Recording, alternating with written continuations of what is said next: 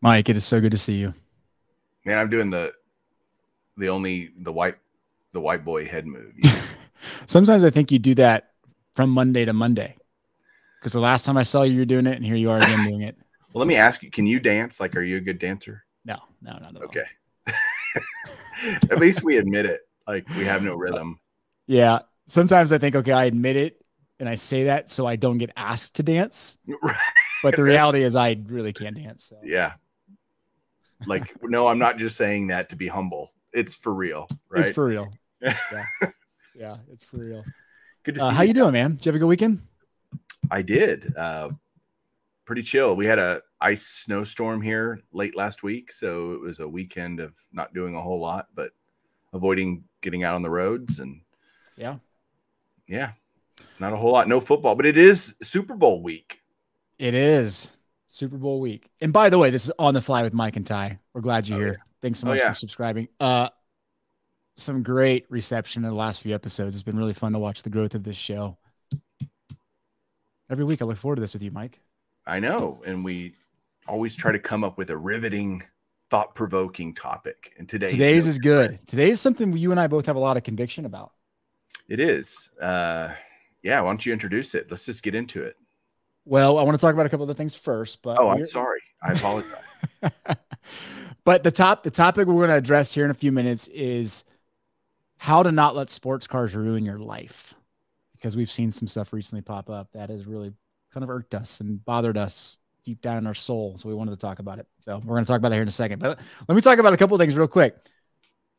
What a reminder the last 24 hours with Alvin Kamara on rape charges, right? And Mason Greenwood, who was the face of soccer recent as a year ago when everyone was chasing his rookie cards, getting kicked off his team because of battery charges, rape charges, whatever. And Nike just saying, you're done. Yeah. It's the frailty of sports cards. I don't understand how people make these types of decisions in the moment. I just don't get it. Yeah. Yeah. Yeah. It's a scary reminder that we're investing in human beings when you buy sports cards. And that's why you've always said vintage is so much better, because Mickey Mantle he can't come back and commit some crime. Right. Totally right. And yeah, I mean, they're all one bad decision or a couple of bad decisions away from being the end of their careers. Look at Antonio Brown and, I mean, pick your poison. There's tons of them out there. Yeah. And it's been going on forever. Right. This isn't new. You're just always like, really? Another one? Yeah. You'd think they'd learn. Another one bites the dust. That was a famous song one time. I know. Whatnot. We're kicking off our first Bench Clear Whatnot episode tonight. If you're watching this on Monday, February 7th, tonight we'll be live doing some auctioning. It'll be fun. What time is that fun going down? 8 p.m. Central. Okay. So I haven't even figured out how to use the platform yet. So you're going to see me fumble around trying to use this thing. It'll be fun. They'll auction off some good cards. I have a couple of vintage cards, some graded modern. We're going to do a flawless baseball break for some fun. Yeah. You going to be on it? I'm going to try to come watch. I want to come check it out. I'm not going to be on. I mean, I guess I don't know. I don't know how to use the platform either. So that would be other than me checking it out. It'll be good to see you there, Mike. I'll try to be there. Okay. I'll be supportive. Oh, so sweet. I'll be your athletic supporter. We had a competition last week. You kind of snoozed at the video I was going to do about eBay grading card data. I think our audience has spoken. It was fantastic. I watched it. I loved it. I watched every second of it. I thought it was great. Cool. Very compelling stuff. And it's, I guess to me, the most surprising thing that came out of that was PSA is still so far and away numero uno. It's not even close. Yeah. I mean, you had to literally take PSA off of the data because it would skew the charts to where everybody else's lines would be so small that it would be insignificant. And, the race for number 2 is real. I think SGC has a clear head, especially with the new things they're doing and new pricing structures and all that great stuff that they're doing. I think they have a clear path to number 2. But PSA, come on, they can screw people over and piss people off and, stop production. It doesn't matter. It does not matter. Yeah. When the line moved 0.1 in 12 months and 13 months, it was like, are you kidding me? Everything that was happening down here meant nothing in the grand scheme of things for PSA. It was pretty eye-opening, but I agree with you. I see it twofold. Like, one side of the coins, I can't believe how fast BGS is kind of falling off in the demise of BGS. And the other hand, I'm like, it only happens because SGC has stepped up their game and it's kind of taken some of that market share. It was pretty fascinating to me. I think the next 3 months will be really fun to watch that. Yeah. I mean, there's going to be a slew of PSA slabs all coming back, right? From the great stoppage, and tons and tons of stuff hitting the market, which I would think it would lower the average sale price for PSA, but yeah, that would be an expectation with that. But it has been. I think the other thing that I didn't really say in the video, but when you see like number of sellers and you see, number of cards in the market going up, and you see the total market spend per month kind of plateauing, it's a reminder that the people only have so much money to spend. I've said that so long. I've never understood why, because there's only so much money in the hobby, right? No matter how you slice it, typically. And all these big auction houses all tend to run their auctions at the same time of year and corresponding with the national. So you're talking about, again, if there's only so much money, you've just diluted that significantly, and do your auction when no one else is doing an auction. That's kind of, I'm like, I don't understand why you wouldn't just look at the calendar and go, you know what, REA is doing one now, we're going to do ours 3 months from then or something. It's never made any sense to me, given the fact that there is only so much money in the hobby. You notice none of these auction houses run those auctions on April 15th. It's always surprised me. Yeah, it does not surprise me. Yeah, right. I know. I'm going to be sending Uncle Sam I don't even want to think about it. I don't want to think about it. So a couple big sales this week. Let's start with this one. And I got a little flack on Twitter when I posted this out, and I was like, there's no way this is real. Like, the buyer of this is not sending his $600,000 check for a Zion number to 99 RPA, BGS 95. $600K. You got to be out of your mind. Who would pay for that? Who would buy that? Yeah, I mean, and Golden's obviously reputable, so I'm not saying anything, not insinuating anything about Golden, but come on. And then you have, on the other side of that, you got the T206 Wagner ripped card selling for $475. What do you take out of those two? I'd take the Wagner all day, every day. It wouldn't even be a choice. I still think that's stupid for that. I mean, oh my gosh. Not that I wouldn't, I would own that card, even ripped the way it is, but I wouldn't pay $500,000 for it. Like, no, thank you. Well, and I think people forget that when they say here, it's one of only 60 authentic copies issued. I know. That's crazy. I know. It's very cool. It's just, I've never seen it actually, like, pull that back up. This is the first time, and I haven't seen this. I had seen a picture of the card. I hadn't seen a picture of the whole slab. Yeah. That's a weird serial number. No kidding. And I've never seen it say genuine before. Yeah. Isn't it usually authentic? Yes. Huh.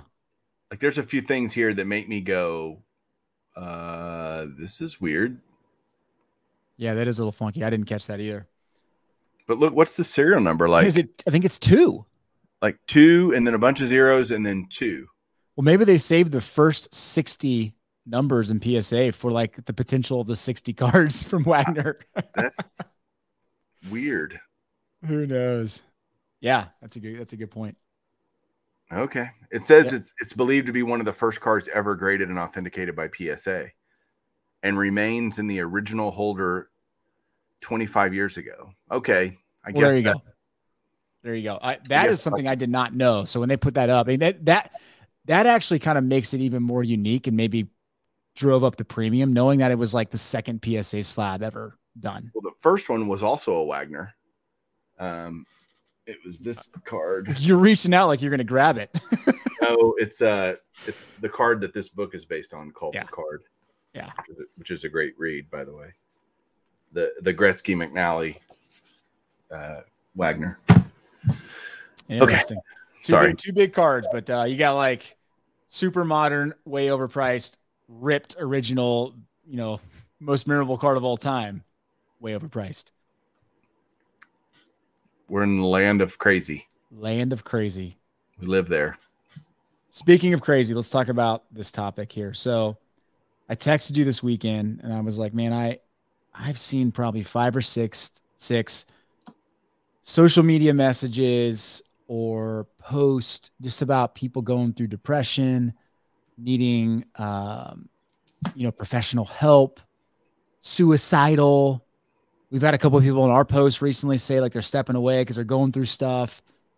And it really hurt me to see that, because I know there is a darker kind of frustrating side of this hobby, and it can absolutely wreck people if they get caught up in. And I'm not saying like some of these posts weren't directly related to the hobby, but you and I both have had conversations with people where the hobby sucked them in and it took them down a path that absolutely wrecked their life.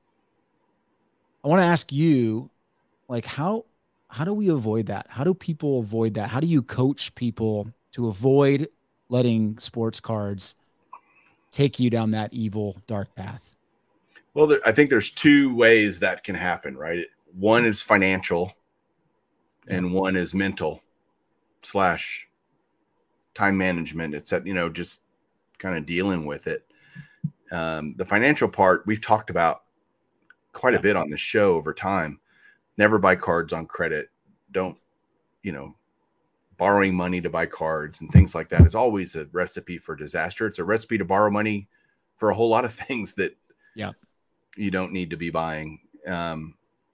So the financial part of it is real, which can then, if you're getting to financial issues, you start fighting with your spouse or, not being able to deal with other things in life, which can create depression you can imagine that causes lots of divorces. Financial issues are the number 1 cause for divorce.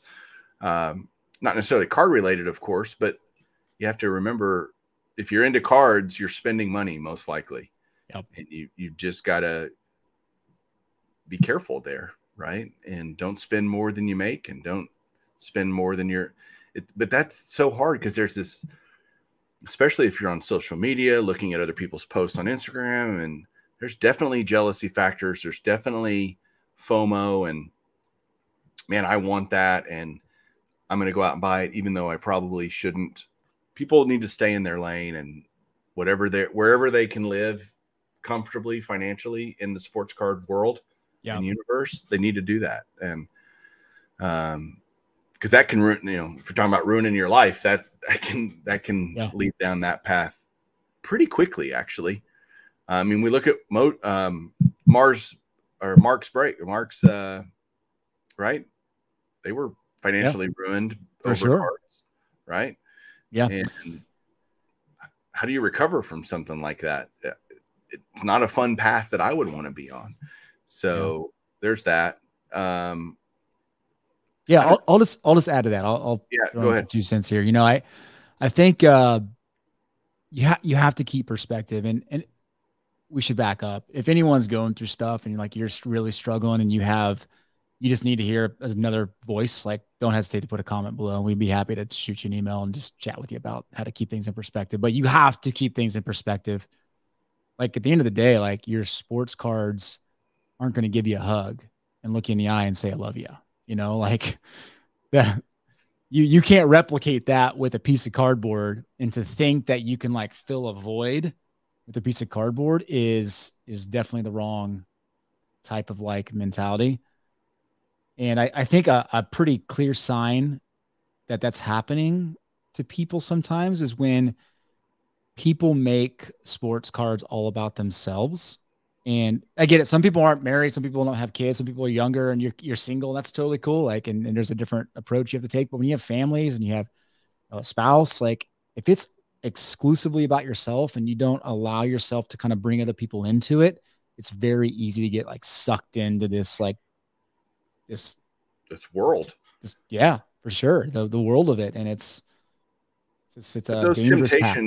Those temptations exist. And you see it with whether it's alcoholism or drugs or pornography or all these types of things that can suck someone in and take them away from the things that are important.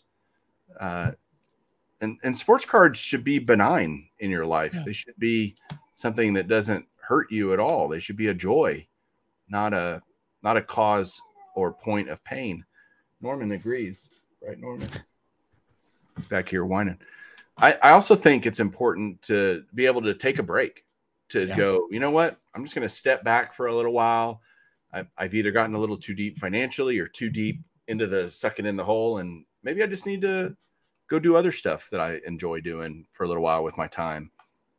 And I think people don't do that or are afraid to do that, whether consciously or subconsciously, because they don't want to miss out. Oh, if I take a break, then I'm going to miss out on all these great deals. Like, man, cards are always going to be there.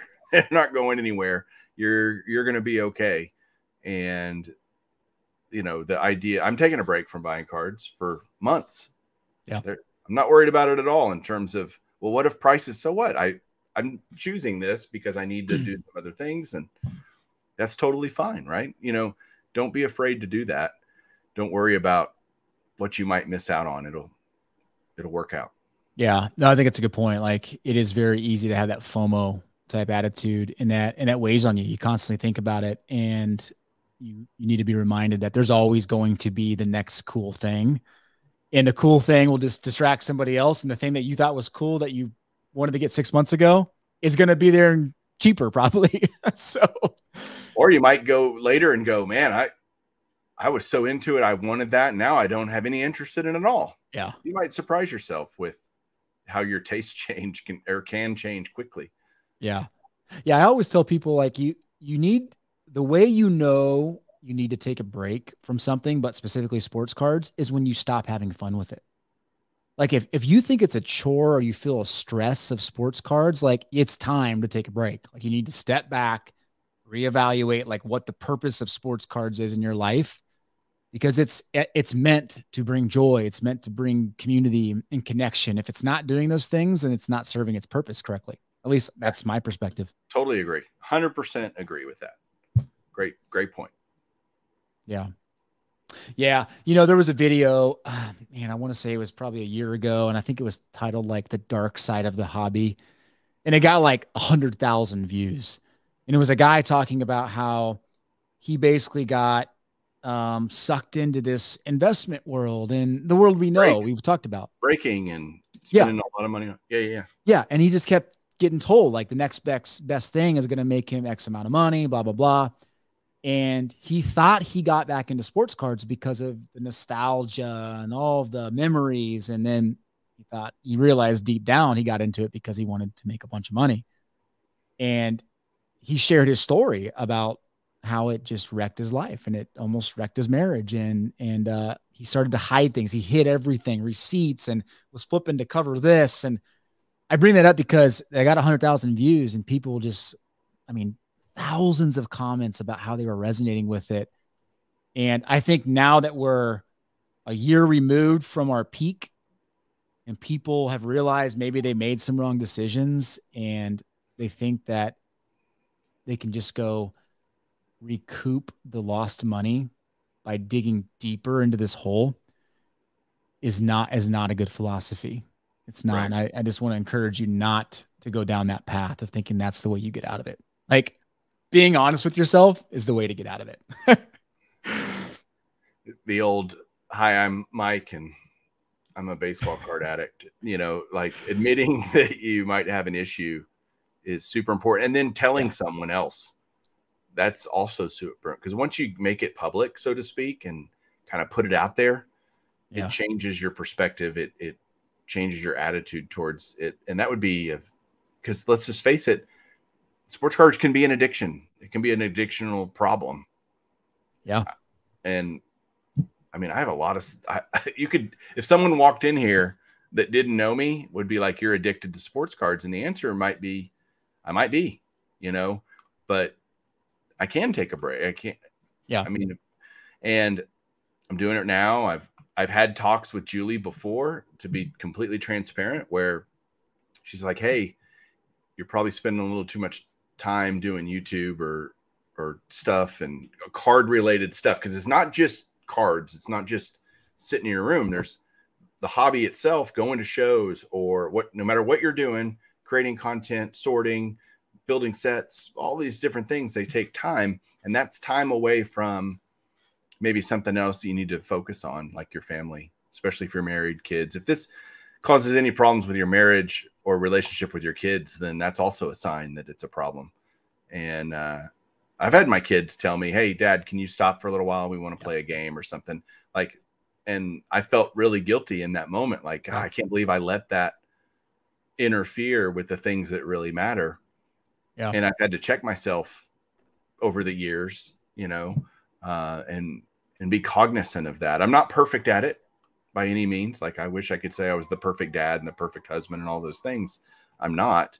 And what is it, Norman? Do you hear Norman back there whining? Yeah, it sounds like an ambulance. It does. Come here. Come over here. Yeah.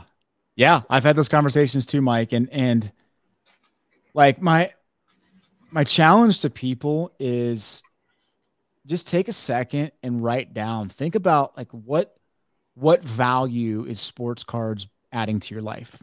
Like, what is it adding to your life? And if you can't articulate that, take a break and figure out how you can make sure sports cards adds a little value to your life. Like, and maybe that's just get someone else involved with you, or share some of your stories and experiences with others. Like I hate seeing people get drawn down this, you know, scary, depressing path when sports cards are not meant to be that.